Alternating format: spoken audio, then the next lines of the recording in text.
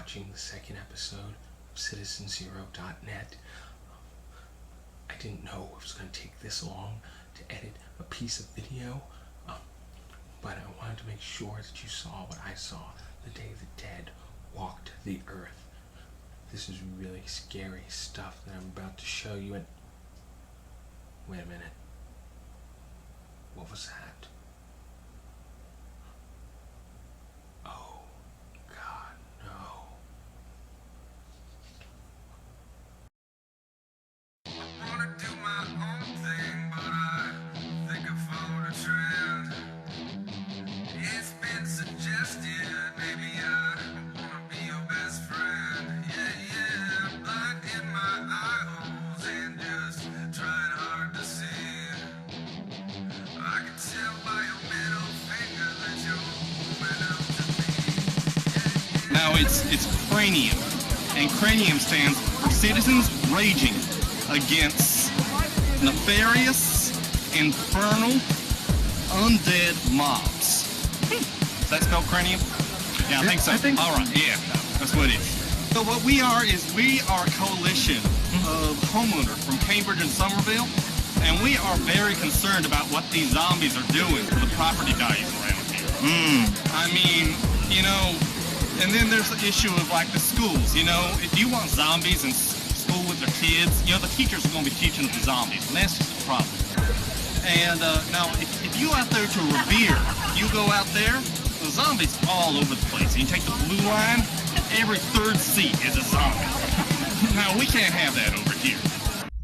Thank you very much for joining me, Alli. Yes, no problem. And I understand that you organized a March of the Undead from Davis Square to Harvard Square?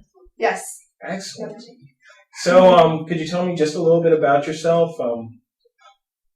Just a little bit about the person who raises the dead on weekends for fun? Yeah, definitely.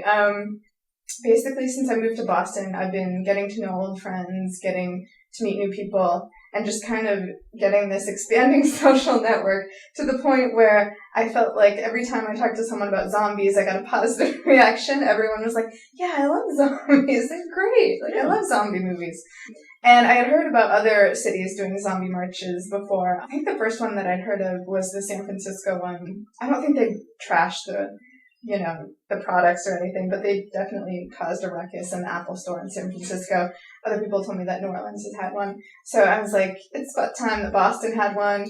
I think about 150 zombies, plus photographers, plus people who were just kind of caught off guard, who started marching along with everyone. So there was a lot of people.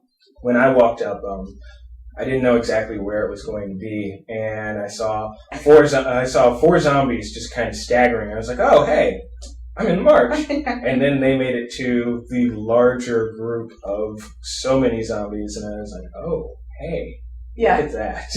So as far as inspiration, it was mostly just a love of zombie movies, or... Yeah, I mean, I love George A. Romero's zombie movies. There's a ton of different directors who make zombie movies. But I like Romero's films in that they are kind of allegorical. Plus, I really like the idea of being just really silly for it and, you know, putting on tons of fake blood and wearing a crazy costume. And I think a lot of people, really bonded over that, so... Yeah, it definitely looked like a good time for everybody involved. Even Yeah. the onlookers were shouting and cheering. Yeah, there's like that. zombie pride, from across Mass Ave, and it's great. That is one of the really neat things about it. There wasn't necessarily a message or anything. As a matter of fact, I ran into other people who were in the Porter Square area after I had broken off from the march. Yeah. And a lot of people were like, are they protesting something? Or it's like, no, they're just having a good time. Yeah, I overheard that too. People were like, oh, another protest. But no, I really wanted it not to be politically affiliated at all. It was just silly. Yeah, I mean, that I could see where they might think that. I mean, I guess Cambridge, Somerville is kind of usually thought of as a fairly political area. Yeah, Not this time. Yeah, no. You can't do it all the time. No. So how did you organize it? I started organizing it just through word of mouth with my friends, and then when I really got into the idea, I just kind of set a date, and I had an idea to do a website, so I did website halfwaytohuman.com. I have a lot of friends who are pretty good artists, so I had one of them do a zombie image for me. And so I put the zombie image, which was really great and very kind of iconic, and it would grab people's attentions. And put it on posters and flyers. And when I was out at shows, I would hand out the flyers to people and tell them about the march, which was, I think, best so people could understand like what the hell this was, in the first place. Do you think it'd be fair to call this a flash mob? I'm not sure. I guess a flash mob has planning done beforehand. I would imagine that. I guess you could call it that because most flash mobs do have some level of promotion, or else nobody would know about it. But. Yeah, I guess I'm thinking of the one in New York that my friend was telling me about with the pillow fight, where it was kind of a secret, where everyone was just supposed to show up and have a pillow like hidden in their bag or whatever, and kind of surprise everyone. Yeah, I guess at that coordinated time. But I think you're right. Yeah, Different levels of Yeah. flash mobs. Perhaps a level 2, not necessarily level 5 or 8. Yeah. And there were protesters to denounce the zombies as they came by. And were they a part of the idea from the beginning, or did they just kind of show up? No, the pirate who had the sign that said Adam and Eve, not Adam and blah, he was not part of the plan. But he, I think, was a friend of the woman who interviewed me for Bostonist.com. And one of her questions was I aware that maybe that there would be counter-protests against the zombies, maybe groups of pirates, maybe groups of ninjas, all those icons that are kind of competing with the zombie for attention. And I hadn't really thought about it, but I said no, that they were welcome.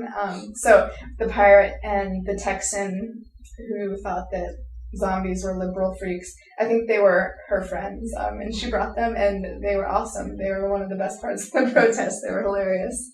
So would you consider another evening stroll with the undead sometime in the future? Yeah, definitely. I want to do it next year. I'm getting all these emails from people saying, when's the next one? When are you going to plan another one?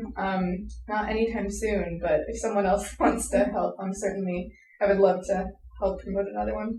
Halfwaytohuman.com is the address. If you are undead, or if you know some undead who want to march, then look it up.